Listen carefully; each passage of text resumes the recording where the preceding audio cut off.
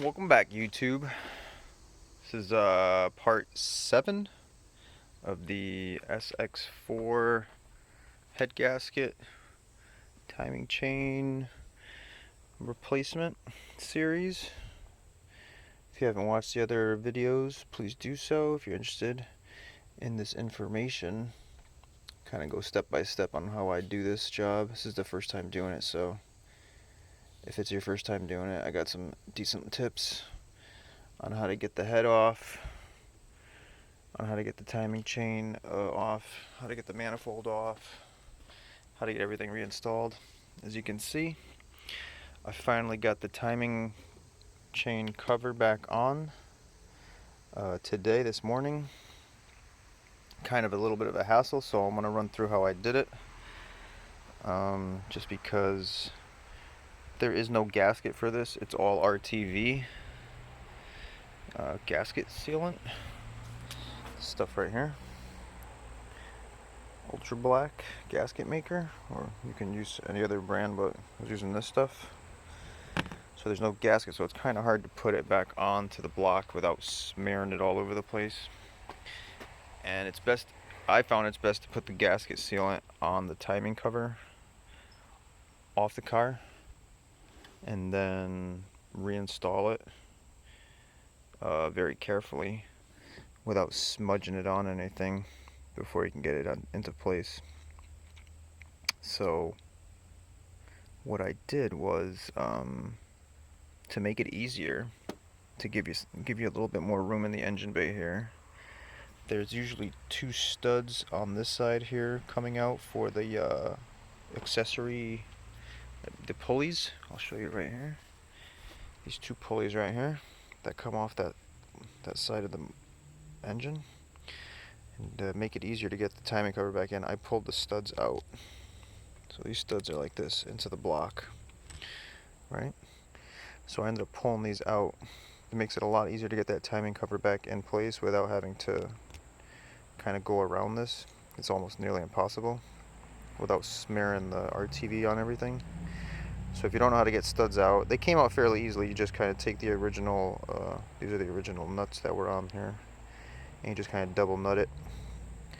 And then you use, these are 17 millimeters. So from underneath the car, add one on here like that, and then one on here, and you break it loose just like you would any other nut. And they came out fairly easily, so I was able to get those out.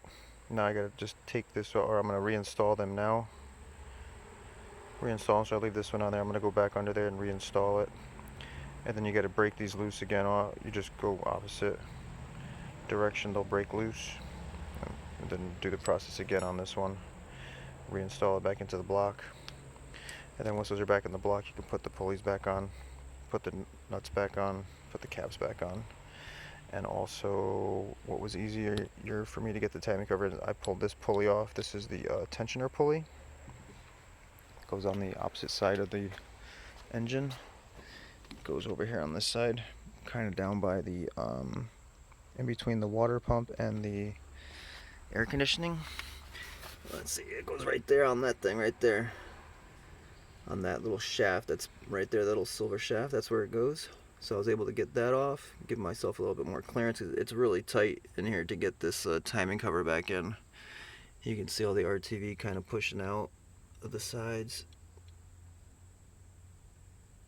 You just got to be really careful when you're putting it back down into the engine bay, because there's still some stuff in the way that you can smear on. Like, unless you pull the power steering pump off or the pulley off, you kind of watch this little edge of the pulley. When you're coming down with the cover, you got to kind of come down on an angle and just watch that little edge right there, and then just kind of finagle it around. You might want to do it a few times dry, like without any RTV. Just kind of get yourself ready for how you gotta kind of bring it down in there, and then kind of swing it around and push it up against the block. And then there's the pulley for the water pump if you still have the water pump pulley on. And that's pretty much it. Once you get past the pulley of the water pump and the power steering right here on this side, you can kind of smoothly go down into place over the crank once you get it kind of over the crank and you got it kind of flushed up, you just kind of push it up against the block. Make sure your bolt holes start to line up.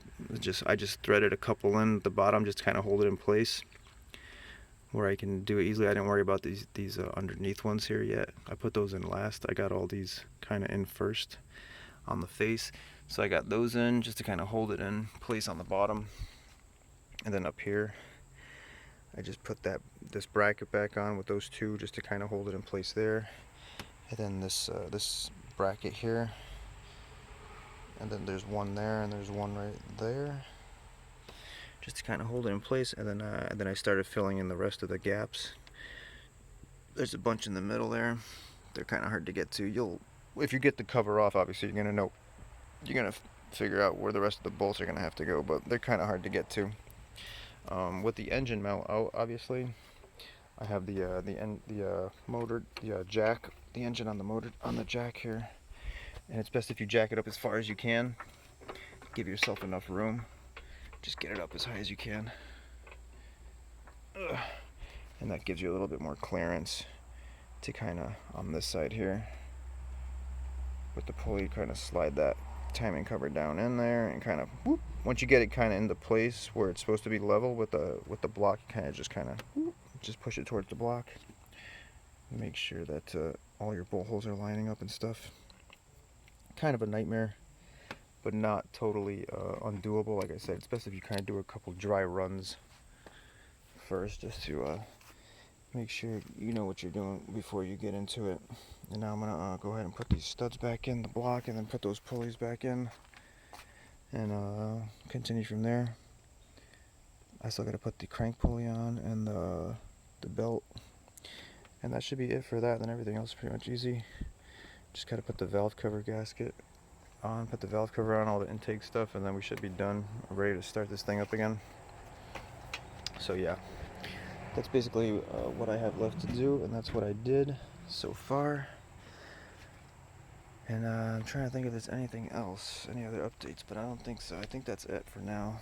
So yeah, if you have any questions, leave me some comments on the bottom. If not, I hope you guys appreciate the information. Thanks for watching. Like, share, subscribe, and I'll catch you guys in the next one. Thanks for watching.